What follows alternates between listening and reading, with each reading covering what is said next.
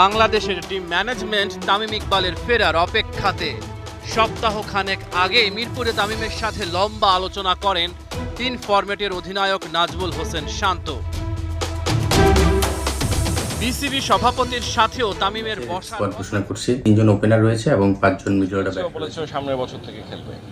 Last ওর সাথে যোগাযোগ হয়েছে। আসসালামু আলাইকুম সুপ্রিয় দর্শক বন্ধুরা, এবার তামিম ইকবালকে নিয়ে যেই সকল স্বপ্নগুলো দেখেছিল তামিম ইকবালের ভক্তরা, শেষ পর্যন্ত সেই সকল স্বপ্নগুলো ভেঙে দিয়ে এবার বিসিবি সভাপতি নাজমুল হাসান পাপন মুখ খুলেছেন।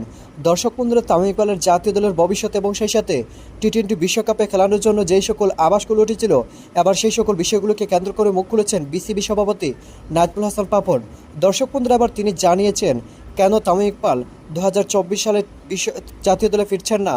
অন্যদিকে তামিম ইকবাল যদি 2024 সালে জাতীয় দলে না ফিরেন, তাহলে কি তামিম ইকবালের জাতীয় দলের ফেরার আর সকল আশা শেষ হয়ে গিয়েছে? দর্শক বন্ধুরা, আবার সেই সকল বিষয়গুলোকে কেন্দ্র করে অত্যন্ত গুরুত্বপূর্ণ কিছু তথ্য তুলে ধরেছি। তো দর্শক বন্ধুরা, চলুন আমরা সেই সকল তথ্যগুলো জেনে নিই। অবশ্যই ধৈর্য সহকারে পুরো ভিডিওটি দেখবেন, তাহলে এই সকল বিষয়গুলো পরিপূর্ণ বুঝতে পারবেন। গত বিপিএল এর সেরা ব্যাটসম্যান, অধিনায়ক হিসেবে ফরচুন বরিশালকে জিতিয়েছেন শিরোপা।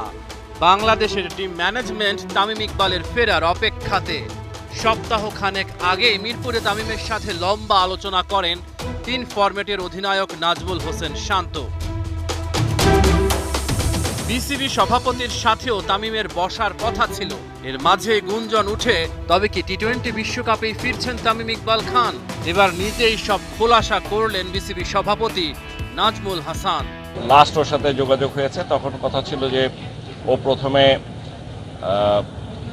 জালাল ইউনুস অপারেশন সাইড এবং আমাদের সিরাজ ভাই ওনাদের সাথে বসবেন, তারপর আমার সাথে বসবেন। ওনাদের সাথে বসেছে, আমার সাথে এখন বসবে।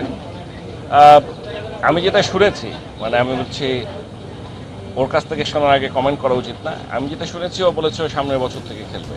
তামিম চলতি বছর আন্তর্জাতিক ক্রিকেটে ফিরবেন না, এই তথ্য নাজমুল হাসান পাপন তামিমের কাছ থেকে শোনেননি। তবে কারা ছড়ালো এমন তথ্য? আমি যদি ওনাদেরকে বলে আসছি যে না আমি আর খেলবো না বা আমি আর টিমের সাথে ইন্টারন্যাশনাল ক্রিকেট খেলতে চাই না, অনেক অ্যাকশনসে অনেক কিছু মানুষের ইচ্ছায় বা টিমের থেকে যদি আমার ওই ধরনের নিড থাকে, যদি টিমের যারা দায়িত্ব আছে তারা যদি আমার সাথে কথা বলে, তাহলে অনেক সময় অনেক ডিসিশন চেঞ্জ হইলেও হইতে পারে। গত বছর জুলাইয়ে আকস্মিক অবসরের ঘোষণা দেন তামিম। অবশ্য প্রধানমন্ত্রীর নির্দেশে পরদিনই অবসর ভেঙে দলে ফেরার কথা জানান সাবেক অধিনায়ক। গত সেপ্টেম্বরে নিউজিল্যান্ডের বিপক্ষে হোম সিরিজ দিয়ে আন্তর্জাতিক ক্রিকেটে ফেরেন। তবে ফের নানা নাটকীয়তা, নোংরামির অভিযোগ তুলে ওডিআই বিশ্বকাপ থেকে নিজেকে সরিয়ে নেন তামিম। তিনি কবে জাতীয় দলে ফিরবেন তা নিয়ে আলোচনা চলছে। তামিম জানিয়েছেন তাকে জাতীয় দলে ফেরাতে হলে অনেক কিছু পরিবর্তন করতে হবে। কোচ চন্ডিকা হাথুরু সিংহের অধীনে তামিম আর খেলবেন না এমন গুঞ্জনও রয়েছে। বিসিবি সভাপতির সাথে তামিমের আলোচনার পরই সবকিছু পরিষ্কার হয়ে যাবে। এদিকে মোস্তাফিজুর রহমানকে দেশে ফিরিয়ে না এনে আইপিএলে খেলালে 3 ম্যাচের স্কোয়াড ঘোষণা করছি। 3 জন ওপেনার রয়েছে এবং 5 জন মিডল অর্ডার ব্যাটার রয়েছেন। সো 8 জন ব্যাটসম্যান এবং 3 জন স্পিনার রয়েছে। স্পিনার আমরা বৈচিত্র্য রাখার চেষ্টা করছি, সময় এখনো পুরোপুরি ফিট হয়নি। সো 3 ম্যাচের স্কোয়াডে আমরা সময়কে কনসিডারেশনে রাখতে পারিনি। এখানে সাকিবের বিষয় আসছে, ডিপিএল এর 2টা ম্যাচ খেলতে চায়। আমরা আসলে সবাই জানি যে সামনে মে মাসের 3 তারিখ থেকে জিম্বাবুয়ের সঙ্গে আমাদের 5 ম্যাচের টি-20 সিরিজ শুরু হতে যাচ্ছে, যার 3টা ম্যাচ হচ্ছে চিটাগাঙে এবং 2টা ম্যাচ ঢাকায়। তো 3, 5 এবং 7 3টা ম্যাচ হবে চিটাগাঙে এবং 10 এবং 12 ঢাকায়। সো আমরা আসলে প্রথমে 3 ম্যাচের স্কোয়াড ঘোষণা করছি এবং সেই স্কোয়াডটা অলরেডি আপনারা পেয়ে গিয়েছেন। আপনারা যদি স্কোয়াডটা দেখেন, সেখানে দেখবেন 3 জন ওপেনার রয়েছে এবং 5 জন মিডল অর্ডার ব্যাটার রয়েছেন। সো 8 জন ব্যাটসম্যান এবং 3 জন স্পিনার রয়েছে। স্পিনার আমরা বৈচিত্র্য রাখার চেষ্টা করছি, right arm off spinner, left arm spinner এবং লেগ স্পিনার। তার সঙ্গে 4 জন সিম বোলার রয়েছে। এর মধ্যে আপনারা যদি দেখেন যে সাইফুদ্দিন রয়েছে স্কোয়াডে, যাকে আমরা অলরাউন্ডার হিসেবে বলতে পারি, এবং তানজিম সাকিবও রয়েছে। সঙ্গে আপনারা দেখেছেন যে তাসকির এবং শরীফুল রয়েছে। সো 4 জন সিমারের সঙ্গে 3 জন স্পিনার এবং 8 জন ব্যাটসম্যান নিয়ে আমরা টিমটা সাজিয়েছি। 3 জন ওপেনারের মধ্যে তানজিদ তামিম, যার এখনো ডেবু হয়নি, তাকে আমরা মনে করেছি যে প্রমিসিং এবং টি-20 ফর্মেটে যেই ধরনের ক্রিকেট খেলা উচিত তার মধ্যে সে অ্যাবিলিটি রয়েছে। সো সেখান থেকেই তাকে আমরা টিমে ইনক্লুড করেছি। আর পারভেজ ইমন, সে আসলে একটা টি-20 খেলেছিল তার ইন্টারন্যাশনাল ক্রিকেটে।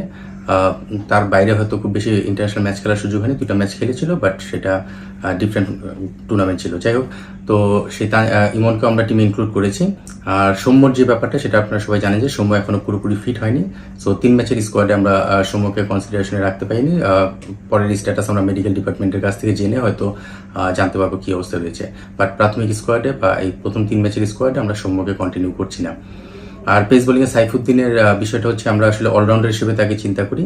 সো জিম্বাবুয়ে সিরিজে আমরা তাকে ইনক্লুড করেছি এবং তাকে খেলানোর প্ল্যান রয়েছে, সে সেভাবেই তার রোলটা প্লে করার চেষ্টা করবে। আর আফিফ হোসেনকে আমরা টিমে ইনক্লুড করেছি।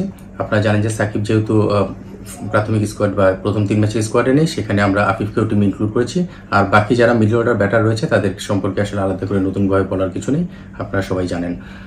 এখানে সাকিবের বিষয় আসছে, সাকিব আল হাসান। সে আসলে 30 তারিখ দেশে আসবে এবং দেশে আসার পরে সে একটা ডিজায়ার আমাদের কাছে শো করেছেন, সেটা হচ্ছে ডিপিএল এর 2টা ম্যাচ খেলতে চায়। এবং যেটা আমরা আসলে ম্যানেজমেন্টের সঙ্গে কথা বলি, ক্রিকেট বোর্ডের সবার সঙ্গে কথা বলি, আমরা মনে করেছি যে সেটা ভালো হতে পারে। বিকজ টি20 ফর্মেটে আসলে নিজেকে রেডি করার জন্য যে সময়টা দরকার, অনেক সময় সেই সময়টা থাকে না, যেটা ডিপিএল এর মাধ্যমে হয়তো বা লঙ্গা ভার্সন 50 ওভার ম্যাচে সেই সময়টা থাকে, যেটা ব্যাটিং বোলিংয়ে নিজেকে প্রস্তুত করে নিতে পারে। তো স্বাভাবিকভাবে আমরা তাকে প্রথম 3টা ম্যাচের জন্য স্কোয়াডে রাখিনি। মোস্তাফিজ এখানে স্কোয়াডে নেই। মোস্তাফিজ আসলে লম্বা সময় খেলার মধ্যে রয়েছে। বিপিএল খেলেছে, তারপরে শ্রীলঙ্কা টি20 ওয়ানডে সিরিজ খেলেছে, তারপরে আইপিএলে চলে গেছে।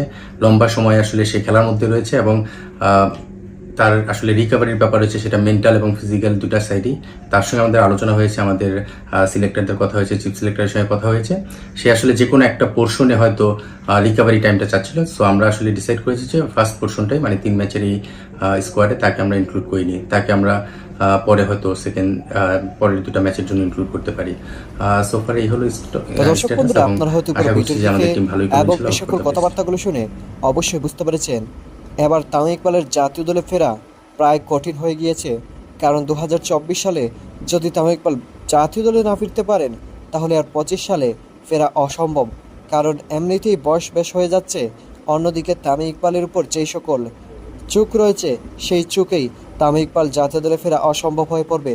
তো দর্শক বন্ধুরা, আপনারা পুরো ভিডিওটি দেখে এবং বিসিবি সভাপতি নাজমুল হাসান পাপনের এই সকল কথাগুলো শুনে আপনারা কি বুঝতে পেরেছেন? তবে কি এখানেই শেষ হতে চলেছে তামিম ইকবালের জাতীয় দলে ফেরার ভবিষ্যৎ পরিকল্পনা? তো দর্শক বন্ধুরা, অবশ্যই ধৈর্য সহকারে পুরো ভিডিওটি দেখার জন্য আপনাদের সকলকে ধন্যবাদ। ভালো থাকুন, সুস্থ থাকুন। আল্লাহ হাফিজ। আসসালামু আলাইকুম ওয়া রাহমাতুল্লাহি ওয়া বারাকাতুহু।